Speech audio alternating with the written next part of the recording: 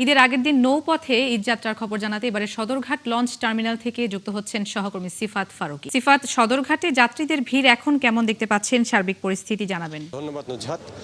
আপনাকে এর আগের লাইভে আমি যেটি বলেছিলাম, যাত্রীদের সংখ্যা মোটামুটি দেখা গিয়েছিল এবং যেহেতু রোদ উঠেছে, বৃষ্টি থেমে গিয়েছে, তাই যাত্রীরা আসছে। তবে বিকেল হতে হতে আমরা দেখতে পাচ্ছি এখন পর্যন্ত যাত্রীদের তুলনামূলক তেমন কোনো সংখ্যা নেই, অর্থাৎ উল্লেখযোগ্য ভিড় একেবারে নেই বললেই চলে। যাত্রীরা আসছেন, তারা লঞ্চে উঠছেন, কিছুক্ষণ পরপর চাঁদপুরগামী যে লঞ্চগুলো সেগুলো যাচ্ছে।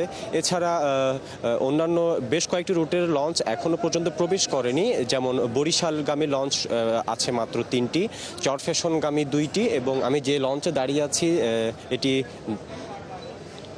এটিও যাবে হাতিয়াতে, মাত্র একটি আছে। এছাড়া হাতিয়া এবং মনপুরাগামী আরও অনেক লঞ্চ আসার কথা, তবে এখনো পর্যন্ত আসেনি, যার কারণে হাতিয়া এবং মনপুরাগামী যে যাত্রীরা তারা একটু ভোগান্তিতে আছেন।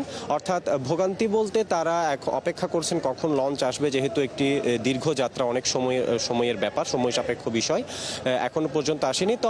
তবে বিআইডব্লিউটি এর পক্ষ থেকে একটু আগে মাইকিং করা হয়েছে যে অল্প কিছুক্ষণের মধ্যে হাতিয়াগামী এবং মনপুরাগামী লঞ্চগুলো আসবে।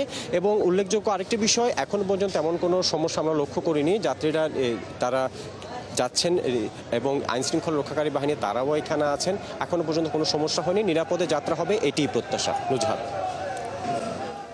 সিফাত, আমরা শুনছিলাম, ধন্যবাদ আপনাকে যুক্ত হবার জন্য।